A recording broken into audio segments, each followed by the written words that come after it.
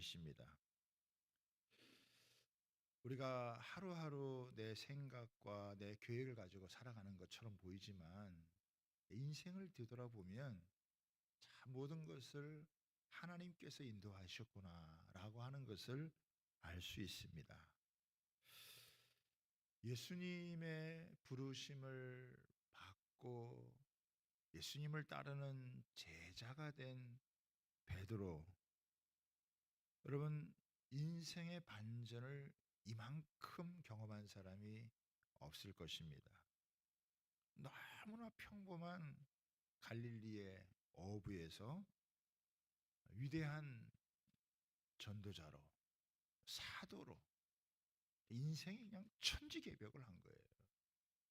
그래서 인생의 방향을 바꾸시고 하나님의 놀라운 계획을 이루어 가시는 그 주님이신데, 그 주님께서 어떻게 한 인생을 부르시고 어떻게 또 반응하느냐에 따라서 인생의 방향이 달라지고 삶이 놀랍게 이렇게 달라지는지, 우리가 이 본문의 말씀을 통해서 하나님이 우리에게 주신 은혜를 우리가 살펴보도록 하겠습니다. 자, 첫 번째는 믿음은 들음에서 난다라고 하는 것입니다. 예수님은 회당에서든지 아니면 오늘 이렇게 호숫가 변이시든지 간에 언제나 예수님은 말씀을 가르치셨어요. 예수님의 첫 번째 사역은 가르치는 사역이었습니다. 여러분, 아모스 8장 11절에 보면 주 여호와의 말씀이라, 보라 날이 이를지라 내가 기근을 땅에 보내리니 양식이 없어 주림이 아니며 물이 없어 가람이 아니요 여호와의 말씀을 듣지 못한 기갈이라. 사람이요 하나님의 말씀을 듣지 못하면 영적 기갈이 여러분 생깁니다. 영적 기갈이라는 게 뭐냐? 삶의 방향과 목적을 잡지 못하고 세월을 허송하며 살아가는 거예요. 사람은 짐승이 아니기 때문에 먹고 살아가는 것으로 인생의 문제가 해결되지 않아요. 내가 왜 사는지, 무엇을 위해 살아야 되는지 이것을 선명하게 알기 전까지는 자기 인생을 바르게 살아갈 수 없는 거예요. 그래서 예수님은 어딜 가서든지 가장 먼저 말씀을 가르쳐 주었어요. 영적인 기갈을 해결하시기 위해서, 영적인 무지를 깨뜨려 주시기 위해서 말씀을 가르쳐 주셨다라고 하는 거예요. 하나님의 말씀을 듣는 것 자체가 인생의 기회고 놀라운 축복입니다. 근데 하나님 말씀을 듣다가 보면은 마음속에 믿음이 생기는 거예요. 하나님에 대한 믿음이 생기고 내 인생의 가능성에 대한 믿음이 생기는 거예요. 그래서 로마서에서는 이렇게 말씀합니다. 믿음은 들음에서 나며 들음은 그리스도의 말씀으로 말미암았느니라. 여러분 1절 한번 보세요. 무리가 몰려와서 하나님의 말씀을 들을세. 예수님은 말씀을 여러분 가르치시고 무리들은 그 말씀을 들으려고 여러분 온 것입니다. 여러분 무리에게 말씀을 가르치시면요 결국 한 사람 한 사람에게 하시는 말씀이에요. 5절에 보면은 말씀을 마치시고 시몬에게 이르시되, 무리에게 말씀하시던 주님께서 그 시몬이라는 사람, 이 시몬 베드로를 지목해서 그에게 말씀을 하시는 거예요. 참 하나님의 말씀의 능력이 놀라운 게 뭐냐면 모든 무리에게 하는 것처럼 보이는데 나에게 하시는 말씀으로 들려진다는 거예요. 여러분 교회에서도 이렇게 담임 목사인 제가 설교를 하지만 제가 설교하는 것을 넘어서서 주님께서 여러분 한 사람 한 사람에게 말씀하시는 은혜가 있는 줄 믿습니다. 어떤 분은 설교를 듣다가 보면 목사님이 꼭 나한테 하는 말씀 같네. 예? 그런 고백을 자주 들어요. 그거는 제가 뭐 그분의 사정을 잘 알아서 그러는 게 아니라 하나님께서 이 말씀을 통해서 나에게 꼭 필요한 말씀을 주시는 줄 믿습니다. 이사야 55장 1절서부터 3절 보면은 오라 너희 목마른 자들아 물로 나오라 돈 없는 자도 오라 너희는 와서 사 먹되 돈 없이 값 없이 와서 포도주와 젖을 사라 너희가 어찌하여 양식이 아는 것을 위하여 은을 달아주며 배부르게 하지 못할 것을 위하여 수고하느냐 내게 듣고 들을지어다 그리하면 너희가 좋은 것을 먹을 것이며 너희 자신들이 기름진 것으로 즐거움을 얻으리라 너희는 귀를 기울이고 내게로 나와 들으라 그리하면 너희의 영혼이 살리라 내가 너희를 위하여 영원한 언약을 맺으리니 곧 다윗에게 허락한 확실한 은혜이니라. 여러분 오늘도 예배드리는 가운데 하나님께서 여러분들의 영혼을 살리는 확실한 은혜를 여러분 주시는 그 음성을 여러분 각자 들을 수 있게 되기를 주님의 이름으로 축복합니다. 두 번째, 들은 말씀에 순종하면 그 말씀이 현실이 된다는 것입니다.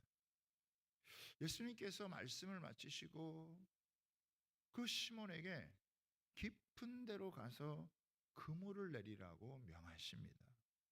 그러자 시몬이 선생님, 우리들이 밤이 새도록 수고하였으되 잡은 것이 없지만은 말씀에 의지하여 내가 그물을 내리리이다. 이렇게 여러분 대답합니다.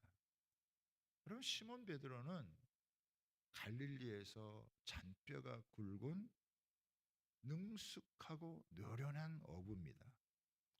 언제 어느 시각에 어디에 가면 고기를 잡을 수 있다. 이런 정보를 경험적으로 여러분 알고 있는 사람. 고기 잡는 지식이 있습니다. 나름의 노하우가 여러분 있어요. 여러분 고기 잡는 것도 실력이잖아요. 여러분 호숫가에 고기가 많다고 해서 누구나 잡는 게 아니에요. 고기 잡는 실력이 여러분 있어야 된다는 거죠. 그런데 고기 잡는 실력이 있어도 고기를 못 잡을 때가 있습니다. 고기가 잘 잡히다가도 어느 때는 고기가 전혀 잡히지를 않아요. 베드로는 취미로 고기를 잡는 게 아닙니다. 자기 생존의 문제예요. 생계의 문제예요. 고기를 잡다가 고기를 계속 못 잡으면 자기에게 심각한 문제가 발생을 하는 것입니다. 그런데 그날 이 베드로는 허탕을 쳤어요. 이렇게 고백합니다. 우리들이 밤이 새도록 수고하였을 때 잡은 것이 없지만 밤새 수고했는데 잡은 게 없다 고백합니다. 이게요 시몬이 고백하는 것이지만 이 시몬의 고백은요 우리 인생의 고백이 될 수 있어요. 이 세상을 살아가는 사람들의 여러분 고백이다라고 하는 거예요. 사람들은 자신이 노력하면 된다 이렇게 생각합니다. 물론 우리가 노력해서 얻는 것이 있습니다. 이 땅에 살아가는 동안 열심히 노력해야 돼요. 노력 안 하고 여러분 사는 사람이 여러분 얼마나 되겠어요? 다 노력을 해야 돼요. 그러나 베드로의 말을 들어보면은 노력해도 안 되는 게 있는 거예요. 죽도록 일했는데 결과가 없어요. 베드로는 집념의 사람입니다. 한두 번 해보고 안 된다고 해서 포기하는 사람이 아니에요. 밤새도록 그물을 내리고 또 내리고 허탕을 치고 또 해도 포기하지 않고 계속해서 그물을 내렸던 사람이에요. 자기가 할 수 있는 한 최선을 다해서 일하는 사람이에요. 그런데 이상하게 한 마리도 여러분 못 잡은 거예요. 혹시 여러분도 그런 삶을 살아본 적 있나요? 저는 밤새도록이라는 말이 제 마음에 확 와닿아요. 확 와닿습니다.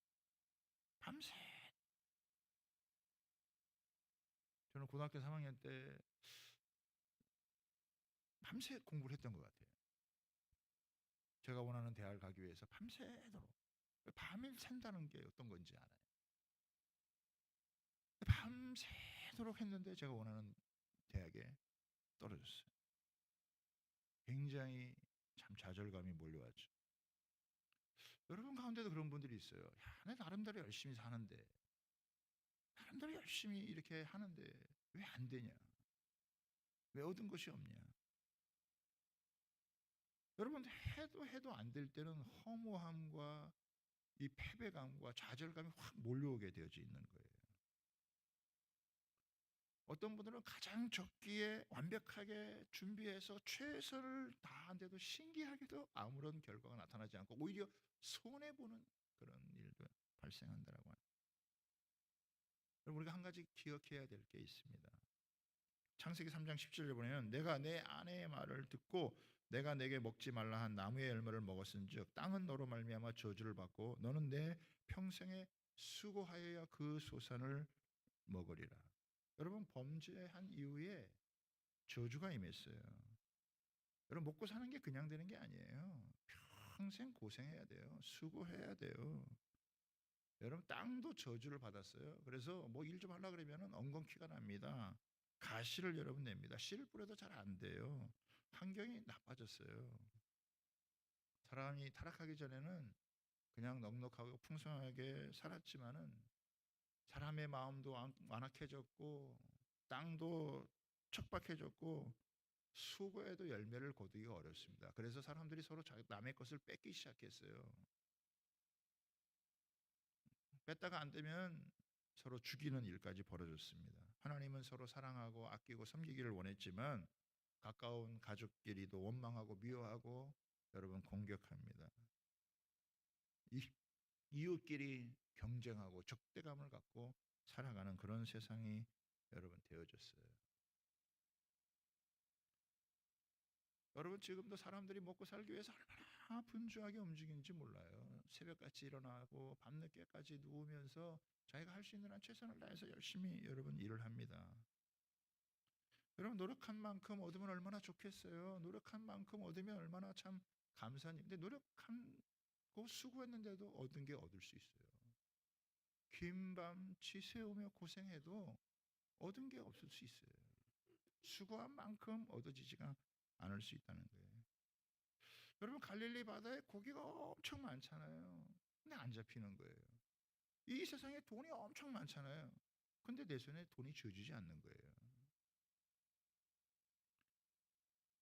아유, 때는 뭐 인생 사는 게 그런 거지 하고 무덤덤하게 여러분 살아갈 수 있지만 자기 생계가 달려 있고 하다 보면 참 마음의 고생과 고통이 심한 것을 볼 수 있습니다. 베드로는 밤새 그물을 던지고 또 던졌고 근데 이상하게 너무 처절하게 아무것도 잡지 못했어요. 잠도 제대로 자지 못하고 수고를 넘치게 했지만은 얻은 것이 하나도 없는 그래서 이 짙은 허무감이 아마 이 베드로의 마음속에 남아 있었을 것입니다. 아마 기운도 다 빠졌겠죠. 쉽게 포기하는 사람이 아니라 밤새도록 고생을 했지만은 그러나 안 되는 건 안 되는 거예요. 베드로는 결국 자기 힘으로 안 되는 것이 있다라고 하는 것을 인정하면서 자기 힘으로 안 되는 것을 경험하면서 아마 자괴감을 느꼈을지 모르겠어요.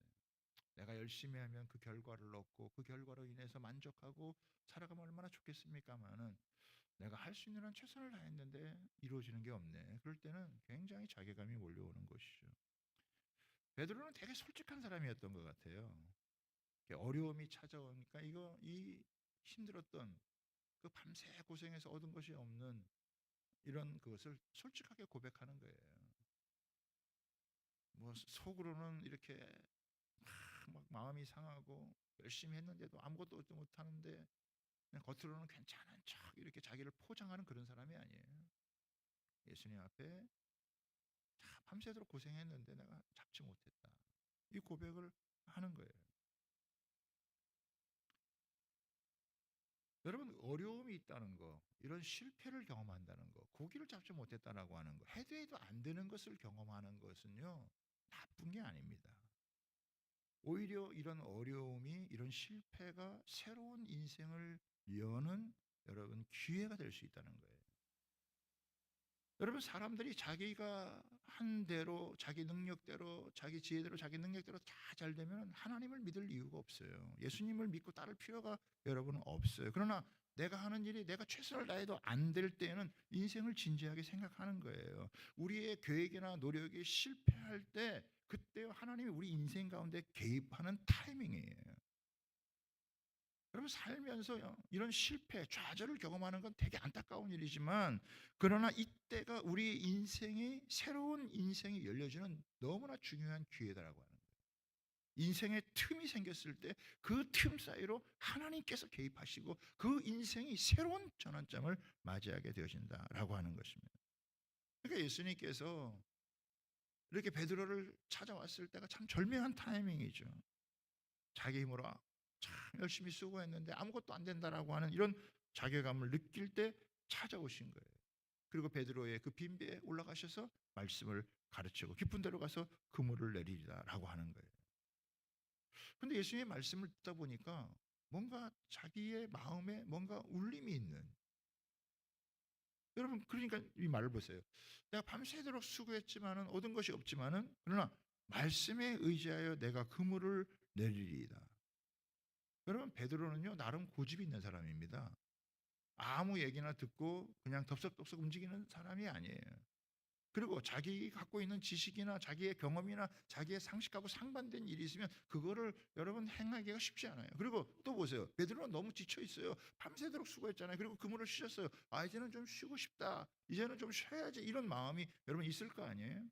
그런데 예수님이란 분이 찾아오셔가지고 자기 배에 이렇게 타고 조금 뛰기를 청하고 말씀을 가르치니까 집에 갈 수도 없고 말씀을 들은 거죠. 근데 말씀을 듣다가 보니까 그 말씀이 자기하고 동떨어진 말씀이 아니라 뭔가 자기에게 하는 말씀으로 이게 들려진 거예요. 뭔가 자기의 영혼을 터치하는 말씀이 여러분 생기는, 이 들려진 거예요. 예수님이 하시는 말씀이 그게 남한테 하는 말씀이 아니라 그게 나한테 하는 말씀이구나라고 하는 게 이게 들려진 거란 말이에요. 자기 영혼이 움직이는 거예요. 말씀에 자기의 어떤 그 마음이 움직인 거예요. 그러니까 그 말씀을 들으면서 예수님이 또 자기에게 명령하니까 어떻게 해요? 그 말씀을 따라서 한번 해보고 싶은 그런 마음이 여러분 생긴 거예요. 이 하나님의 말씀을 듣다가 보면 그 말씀이 지친 그런 자기의 이 영혼을 다시 일으켜 세워주는, 그냥 쉬고 싶고 눕고 싶고 그런 여러분 상황인데 그 말씀이 다시 그물을 내린다는 거, 그것도 깊은 데로 가서 그물을 내린다라고 하는 게 쉬운 일이 아니잖아요. 또 다른 수고를 해야 되잖아요. 그런데 지쳐있는 그 상태에서 하나님 말씀을 듣다가 보니까 그 말씀대로 한번 해봐야 되겠다라고 하는 이런 의지가 생기는 거예요. 하나님의 말씀이요 우리의 지친 이런 영혼을 일깨워주기도 하고요, 우리의 무력했던 그런 마음들을 다시 일깨워주셔서 다시 한번 해봐야지, 다시 한번 도전해야지, 이 말씀을 따라 한번 해봐야지 하는 그런 마음이 여러분 생기는 거예요. 그게 하나님 말씀의 능력이에요. 여러분 오늘도 여러분이 뭔가 이렇게 마음속에 무기력함을 느끼고 뭔가 지쳐있고 힘이 없고 쉬고 싶고 그런 분이 있다면 하나님의 말씀이 여러분을 다시 일으켜 세워주고 다시 여러분의 의지를 북돋아 줄 수 있는 은혜가 있게 되기를 주님의 이름으로 부탁합니다. 자, 말씀을 의지하여 내가 그물을 내리다 하고 6절을 한번 보세요. 6절이 그 앞에가 되게 중요한 말씀이에요. 6절 딱 여러분 좀 줄을 쳐놓으면 좋겠다. 그렇게 하니, 여러분 이 그렇게 하니라는 말씀이 너무 중요한 거예요. 그렇게 하니, 여러분 이 예수님의 말씀에 대한 반응이 베드로의 인생을 바꾼 거예요. 예수님은 배를 바꾸라 한 것도 아니에요. 그물을 바꾸라고 한 것도 아니에요. 깊은 데로 가서 그물을 내리라고 말씀하셨는데 그렇게 하니 그 말씀에 순종했을 뿐인데 엄청난 여러분 이 고기를 잡게 되는 만선의 기쁨을 누리게 되어진 거예요. 이 말씀에 순종하니까 이 말씀이 자신의 삶의 현실이 되어지는 것을 경험하게 되어진 것이죠. 여러분 어부로서 깊은 데로 가서 그물을 내린다라고 하는 거, 이 갈릴리라고 하는 이 호수는 헐몬산에서부터 이렇게 물이 내려오기 때문에 물이 차가워요. 깊은 데로 갈수록 물이 차갑기 때문에 물이 차가운 곳에 고기들이 잘 가지 않습니다. 어부들의 상식으로는 얕은 곳으로 가야 되고 하는데 깊은 데로 간다는 건 자기 상식이 안 맞아요. 그러나 자기의 모든 지식, 경험, 상식 다 내려놓고 예수님 말씀에 순종을 하게 되어진 것이죠. 이 말씀에 순종하자 상상을 초월하는 일이 벌어진 것입니다. 너무 고기가 많이 잡혀가지고 그물이 찢어질 정도예요. 그렇게 밤새도록 고기를 잡을 때는 한 마리도 잡지 않더니 말씀에 의지해서 그물을 내리니까 너무 놀라운 기적의 역사가 일어난 것입니다. 그래서 동료들을 불러다가 자기 배만 아니라 다 동료의 배에도 가득 채우고 놀라게 된 거죠. 말씀의 기적을 경험하게 되어진 것입니다. 여러분, 베드로가 자기 판단에 의해 가지고 그물을 내리는 거하고 말씀에 의지해서 그물을 내리는 거하고는 똑같지가 않아요. 그물을 내리는 건 똑같을 수 있지만은 그 그물을 말씀에 의지해서 내리는 것과 아니면 자기의 판단에 의해서 그냥 생각에 의해서 내리는 거하고는요, 그게 모양은 똑같아도 동기가 완전히 다른 것입니다. 하나님의 말씀은요, 창조의 능력이 있어요. 하나님의 말씀은 어마어마한 기적을 여러분 일으킨다는 거예요. 우리가 신앙생활하면서요, 하나님의 말씀에 대한 경험을 하지 못하면, 이런 체험을 하지 못하면 신앙생활이 무미건조해요. 재미가 없어요. 그런데 야, 하나님 말씀이 진짜네. 하나님의 말씀이 이런 놀라운 이걸 경험하면 신앙생활은 굉장히 흥미진진해요. 여러분, 기독교는 그냥 좋은 교훈을 주는, 또 인생을 조금 유익하게 만드는 그런 정도가 아닙니다. 내 삶의 현실에서 일어날 수 없는 일을 일어나게 만들어요. 그래서 시편 기자는 이런 노래를 하죠. 인생에게 행하신 기이한 일로 말미암아 여호와를 찬송할 수 있는. 어떻게 이런 일이 일어나지? 어떻게 이런 일이 내 인생 가운데 이룰 수가 있어? 아유, 말씀은 말씀이고 현실은 현실이지. 이런 사람한테는요, 아무 일 일어나지 않아요. 하나님의 말씀은요, 그대로 순종할 때 신비한 하나님의 능력을 경험하게 되어져 있다는 거예요. 이 사건을 통해서 평범한 어부였던 베드로가 인생의 대혁명을 경험하게 되어진 것입니다. 여러분, 몇십 년 믿는 게 뭐가 중요합니까? 직분을 가졌다는 게 뭐가 중요하겠어요? 그것보다 훨씬 더 중요한 것은 하나님의 살아계신 말씀을 내 인생 가운데서 체험하는 거예요. 그 말씀을 순종해서 여러분 체험한다라고 하는 것은, 그건요, 이 세상 어느 것하고도 바꿀 수 없는 너무나 놀라운 축복이에요. 여러분, 제가 목회를 하면서 느끼는 거는 뭐냐면, 우리 성도들이요, 하나님의 말씀을 의도적으로 노골적으로 무시하지를 않습니다. 그러나 말씀을 능동적으로 순종하지는 잘 않는 것 같아요. 여러분, 말씀을 제대로 들었다라고 하는 것은 말씀이 순종하는 단계까지 나갔다라고 하는 것입니다. 말씀이 순종하는 때를 놓치면 안 돼요. 언젠가 나중에 기회가 되면 하죠. 이 사탄의 전략이 뭡니까? 미루는 거예요. 좋은 말씀인데요, 지금은 아닌 것 같아요. 나중에 언젠가 하죠. 기도도 나중에, 말씀도 나중에, 순종도 나중에, 다 나중에 하는 거예요. 하나님 말씀을 경험하고 못 사는 거예요. 여러분, 계속 미뤄보세요. 그러면 아무 일도 일어나지 않아요. 아무 경험도 할 수가 없어요. 여러분, 말씀에 감동이 오면요, 순종해야 해요. 이거 하나님 말씀 앞에 순종해야 되는구나. 이거 순종해야 되는 거예요. 내가 성경을 읽어야 되겠구나. 순종해야 되는 거예요. 기도해야 되는구나. 순종해야 되는 거예요. 내가 주일은 딴 데 가지 않고 내가 주님 앞에 나와서 예배드리는 거예요. 이거 순종해야 되는 거죠. 마음에 감동을 주시면 때로는 누구를 찾아갈 수도 있고, 여러분 누구를 섬길 수도 있고, 여러분 몰라요. 그런데 하나님 각자에게 필요한 대로 하나님이 마음의 감동을 여러분 주시는 거예요. 내가 지켜야 될 건 여러분 지키는 거예요. 그러면요, 그 순종하는 가운데 그 말씀이 그 속에서 역사하는 것을 경험하게 되어지는 것입니다. 순종을 미루면요, 아무 일도 일어나지 않아요.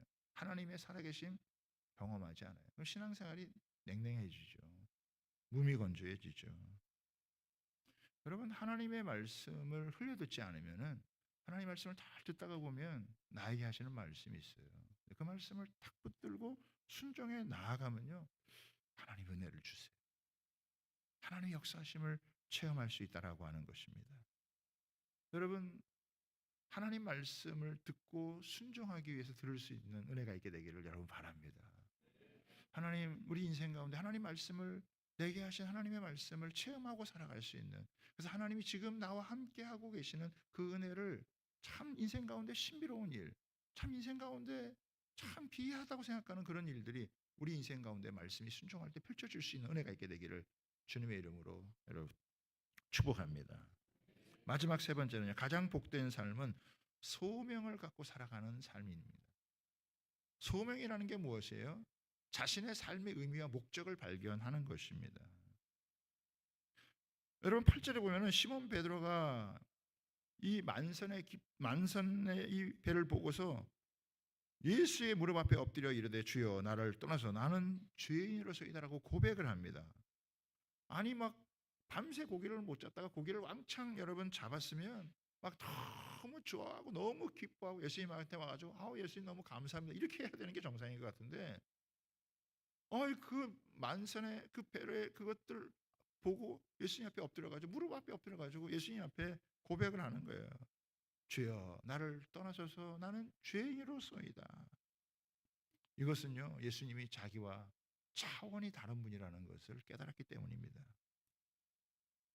예수님은 어부도 아니신데 이 호숫가에서 벌어지는 일 그리고 그 물속의 모든 고기의 상황을 훤히 다 깨뜨려 본다라고 하는 이런 것을 알게 되어지자 그 예수님 앞에 자기가 너무나 초라한 존재이고 작은 존재인 것을 깨닫게 되어지면서 자기는 예수님과 함께 할 수 없는 죄인이라는 것을 고백하며 자기를 떠나기를 원하시는 거예요. 여러분 이건 모든 인간이요 하나님의 임재를 경험하면 이런 경건한 두려움을 갖게 되어지는 것입니다. 근데 주님께서 이런 베드로를 주님이 부르세요. 무서워하지 말라. 이제 후로는 내가 사람을 취하리라. 여러분 예수님께서 하신 말씀 중에서요 깊은 데로 가서 그물을 내리라 하는 이 말보다요 네가 후로는 사람을 취하리라 이 말씀이 훨씬 더 중요한 말씀입니다. 그래서 베드로와 그 어부들이요 모든 것을 버려두고 예수님을 따르잖아요. 그 만선의 기쁨을 가지고 고기 팔아가지고 자기 식구도 한 게 아니라 그 고기 엄청난 이 고기를 잡은 다음에 두 배에 가득 찰 만큼 잡은 다음에 그걸 버려두고 예수님을 따르는 그런 인생이 되어진 거예요. 여러분 제가 생각했어요. 예수님 따르면서 뭘 배웠을까? 예수님을 제자가 되는 거잖아요. 예수님의 제자가 되는데 예수님의 제자로서 3년 또 좀 길게 잡으면 3년 6개월 동안 360일 예수님과 함께 동행하는 거예요. 예수님을 따르면서 뭘 배웠을까? 예수님을 따르면서 뭘 배우는 거죠? 예수님을 따르면서 뭘 얻기를 원하시는 거죠? 제자들은 자신들이 잡았던 고기를 다 내버려 두고 예수님을 여러분 따라요. 저는 예수님을 따르면서 베드로만이 아니라 다른 많은 제자들도 자충우돌하잖아요. 실수도 많이 합니다. 심지어 베드로는 예수님을 부인하고 저주하기까지 했단 말이에요. 그런데 예수님이 그런 베드로를 내버려 두지 않으시고 그 예수님께서 베드로를 부르다가 다시 회복시켜 주시고 그를 사도로 삼아서 주님의 일을 하게 하는 사람으로 바꾸셨단 말이에요. 그럼 이 3년이라고 하는 이 세월 동안 시간적으로 따지면요 어마어마한 시간이에요. 우리는 뭐 제자 훈련 한다고 해서요 1년에 한 주에 뭐 2시간, 2시간 반 정도 해봐야 길어야 40주. 요즘은 짧아져가지고 28주 합니다. 시간적으로 비교가 안 돼요. 예수님과 동고동락하면서 따라다니면서 가까이 따라다니면서 다 공동체 생활하면서 여러분 배웠겠죠. 제가 그냥 두 가지를 생각했습니다. 예수님을 따라다니면서 뭘 배웠을까? 첫 번째는 자기의 생존을 자기가 책임지지 않고 하나님을 전적으로 의지하는 것을 배웠던 것 같아요. 먹고 살아가는 모든 문제에서부터 자기의 생존의 모든 문제를 다 예수님께 맡기고 하나님을 의지하면서 살아가요. 이전에는 그냥 자기가 벌어서 자기가 먹고 산 거예요. 그런데 자기의 생존의 모든 문제에서부터 하나님을 의지하는 철저하게 하나님 의지하는 신앙생활을 여러분 배웠겠죠.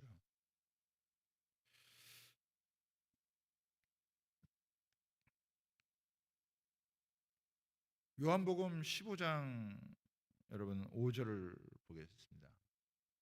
여러분 15장 5절에 보면 같이 한번 읽어볼까요? 시작. 나는 포도나무여 너희는 가지라. 그가 내 안에 내가 그 안에 거하면 사람이 열매를 많이 맺나니 나를 떠나서는 너희가 아무것도 할 수 없다. 그러니까 주님을 따라다니는 건 결국 뭐냐면 주님께 붙어 있는 거예요. 주님께 거하는 거예요. 주님을 떠나서 아무것도 할 수 없다라고 하는 거. 주님께 잘 붙어 있으니까 주님의 생명이, 주님의 지혜가, 주님의 은혜와 능력이 그 속에서 계속 열매해서 처음에는 뭐 아무것도 없는 것 같은 인생인데 나중에 가면 어떻게 해요? 풍성한 열매를 맺는 거예요. 나는 포도나무여 너희는 가지라. 그가 내 안에 내가 그 안에 거하면 사람이 열매를 맺나니. 그렇죠? 예수님 떠나면 아무것도 맺는데 예수님과 함께하면 결국 열매를 맺는다는 거예요. 풍성한 열매를 맺게 되어진다는 거예요. 여러분 자신의 힘으로 빈 그물을 계속 던지면요. 빈 그물의 허무함을 채울 수가 없습니다. 계속 경험하게 되는 거예요. 여러분 세상 사람들이 살아가는 흔한 모습이죠. 죽도록 열심히 일을 하고 그러다가 또 안 되면 또 좌절하고 절망을 하고 여러분 돈을 벌었던 성공을 했던 사람들이든 여러분 어떤 사람들이든지 간에 여러분 주님을 떠나서는 결국 허무한 인생을 살아가게 됩니다. 권력을 가졌던 대통령도 자살을 하고 인기를 그렇게 누렸던 연예인도 자살을 하고 수없는 돈을 벌었던 많은 재산을 나눈 기업가들도 자살을 한다. 왜 그러겠습니까? 주님을 떠나서는 아무것도 이룰 수가 없는 거예요. 자기가 쥔 것처럼 보이지만 사실은 쥔 게 자기 게 아닌 거거든요. 근데 주님과 함께 거하면은 주님을 의지하고 하나님을 의지하면 사실 아무것도 없는 것 같은데 나중에 보면 다 이렇게 남는 거예요. 참 풍성한 열매를 맺는다. 여러분 이걸 믿으시기를 여러분 바랍니다. 이걸 여러분 신뢰하세요. 내가 주님 안에 거하면 내가 주님께 계속 붙어 있으면 사실 베드로도 떨어질 수 있는 상황이었죠. 주님이 붙잡아 주시고 함께 해주셨을 때 끝까지 주님께 붙어 있으니까 베드로를 통해 하나님께서 놀라운 일들을 행하셨어요. 그럼 두 번째는 뭐냐? 여러분 사람을 취하는 삶을 배운 것입니다. 여러분 예수님의 관심은요 사람이에요. 여러분 사람을 살리고 세우는 게 인생에서 가장 중요한 일입니다. 이 예수님이 하신 일이에요. 여러분 사람은 재산을 남기고 가는 게 아니라요. 인생의 마지막에 사람 남겨야 되는 거예요. 여러분 재산 남기고 가보세요. 집안이 여러분 풍지박산됩니다. 저는 그걸 똑똑히 봤어요. 사람을 남겨야 되죠. 신앙의 유산을 여러분 남겨야 되는 것이죠. 여러분 예수님께서 베드로의 인생의 항로를 바꿔주셨어요. 죽도록 일하다가 이렇게 빈 그물에 빈 배에서 허무함을 느끼는 인생이 아니라 예수님 안에 거하심으로 풍성함을 누리는 인생. 여러분 사도행전 2장에 보면은 성령 받은 베드로가 복음을 전했을 때 3천 명이 주 앞에 돌아왔잖아요. 이게 진짜 만선이 아닐까요? 베드로는 자기를 위해 살던 삶을요 다른 사람을 위해서 사는 삶으로 바뀌었어요. 자기 중심적이고 자기 이기적인 인생을 살았던 사람이 예수님을 따르면서 예수님이 자신을 희생해서 자신을 살려주는 것을 경험하면서 자신도 역시 예수님을 닮아서 자기 이익을 위해서 자기 만족을 위해서 자기 중심적으로 여러분 그렇게 산 인생이 아니라 자신을 희생하고 다른 사람을 위해서 자신의 삶을 내어줬는데 자기도 행복하고 다른 사람도 행복한 하나님이 베드로에게 복을 주시고 그 복이 베드로를 통해서 흘러넘쳐서 다른 사람들이 함께 살아가는 여러분 이게 너무 복된 인생이잖아요. 그래서 세상에 많은 사람들이 열심히 죽도록 일하면서 자기가 벌어 자기 먹고 살아가고 남들 신경 쓸 거 뭐 있냐 나도 나 살기 바쁘다 이러고 여러분 살아가는 거예요. 뭐 아픈 사람 힘든 사람 고생은 별 관심 없어요. 뭐 남이 어떻게 되든 말든 뭐 내가 지금 괜찮다 그러면 뭐 그냥 살아가는 거예요. 그런 인생에는요 하나님의 신비 하나님의 경이로움이 드러나지 않아요. 베드로도 갈등을 했고 참 많은 시간 동안 갈등도 하고 고민도 하고 예수님 따르는 것에 대한 어려움도 겪었지만 심지어는 예수님을 저주하고 부인하기도 했지만 다시 살아나신 주님께서 자신을 부르셔서 이렇게 회복시켜 주었을 때 그리고 성령을 받게 되어지자 예수님처럼 자기를 마음껏 내어주는 그런 사람이 결국 사람을 얻는 오죽했으면 이 베드로를 여러분 천주교에서 교황으로 삼았겠어요. 그렇죠? 너무 놀라운 인생으로 살아가게 되었죠. 여러분 사람을 취하는 인생, 사람을 살리는 인생 참 자기가 너무 행복해서 그 행복을 가지고 자기가 손해보고 자기가 참 억울해도 그 사랑을 놓치지 않고 살았을 때 그때 사람이 얻어지는 베드로가 이걸 처절하게 경험했잖아요. 자기는 예수님 버렸어요. 예수님을 저주하기까지 했어요. 그런데 그런 자신을 감싸 안으시고 다시 회복시켜 주시는 예수님. 우리가 인간관계에서 제일 어려운 게 뭐예요? 배신 때리는 거잖아요. 그것 때문에 갈라서는 거예요. 그것 때문에 여러분 사랑을 포기하는 거예요. 관계를 끊어버리는 거예요. 그런데 그 배신을 넘어선 주님의 사랑을 경험하면서 자신도 아마 베드로도 많은 배신을 경험했을 것 같아요. 자기를 어렵게 하고 힘들게 하는 사람들. 그런데 그것을 품에 안고 여러분 그들을 향하여 손을 내밀고 섬겼을 때 하나님께서 이 베드로를 통해서 수많은 영혼들을 살리고 세우는 그래서 이 복음이 오늘 우리에게까지 여러분 오게 여러분 된 것입니다. 그런 인생의 방향이 전환된 거죠. 그냥 가만히 내버려뒀으면 그냥 그 갈릴리에서 고기 잡다가 고기 잘 잡은 날, 야 기분 좋다, 쇠주 한잔 하고 고기 실컷 잡았는데 안 되면 어떻게 해요? 너무 마음이 아프고 힘들어서 어떻게 해요? 또 쇠주 한잔 하고 그러다가 인생 종치는 거예요. 그런데 그런 베드로의 인생 가운데 예수님 찾아오셔서 그 말씀 앞에 그렇게 그냥 순종하는 그것을 보시고 그것이 그의 인생 전체를 변화시켰고 그 한 사람의 변화가 여러분 자신의 가문만이 아니라 여러분 나라만이 아니라 민족과 열방을 향한 변화의 역사가 일어난 거예요. 여러분 우리도 마찬가지예요. 예수님이 뭐 베드로를 특별하기 때문에 부른 게 아니라 또 어떤 특별한 목적을 갖고 하나님 부를 수도 있지만 우리 한 사람이 오늘 이 시대를 살아가면서 하나님 말씀을 붙들고 그 말씀 앞에 순종하게 살아가다 보면요. 참 하나님의 신비한 참 하나님의 기이한 그래서 이 탄성이 내 인생 가운데 펼쳐지는 그냥 교회 와서 한번 와서 나 예배 참석했어 나 예배 드렸어 이걸로 끝나는 인생이 아니라 하나님 우리 인생 가운데 함께해 주시는 야 인생의 어려움도 있고 인생의 아픔도 있고 고난도 있고 시련도 있지만 그 인생을 복되게 하시는 그 인생을 통해서 하나님의 기적의 역사의 통로로 사용하시는 축복의 통로로 사용하시는 그런 은혜가 있다라고 하는 사실을 믿으시기를 바랍니다. 주님은 우리 인생이요 그렇게 전환되기를 원하세요. 별일 없고 아무것도 안 하는 인생이 좋은 인생이 아니에요. 그게 복된 삶이 아닙니다. 이런저런 일을 겪는 것처럼 보이지만 그것 때문에 하나님을 더 의지할 수 있고 주의 말씀 앞에 여러분 붙들고 한 걸음 나아가면요. 그 속에 하나님의 깊은 은혜, 하나님의 놀라운 축복이 우리의 삶 가운데 예비되어져 있다는 것. 그리고 우리의 삶이 정말 살만한 가치가 있다라고 하는 것.